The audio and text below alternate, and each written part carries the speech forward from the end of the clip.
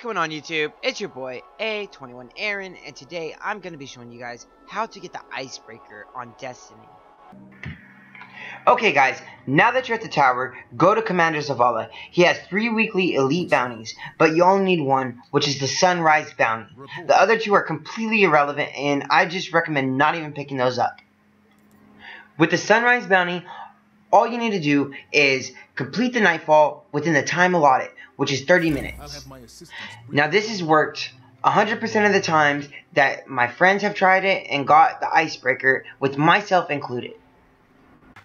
Completing your nightfall under your 30-minute timer is one of the most crucial parts to this tutorial for getting the icebreaker.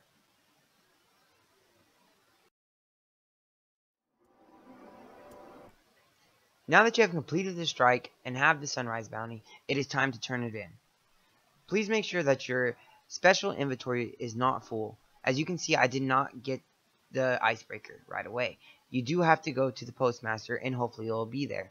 And what you are about to hear right now is my real reactions when I got mine today. I am sorry, but I did have to mute out some of this. Oh yeah! Yeah! Woo! Got it! Hell yeah! This concludes my tutorial on how to get the icebreaker in Destiny. Please let me know if you guys liked this video, and even if you did not. If you need any help, leave a comment, smash that like button, and please subscribe. Thank you guys for watching. I'll see you guys next time.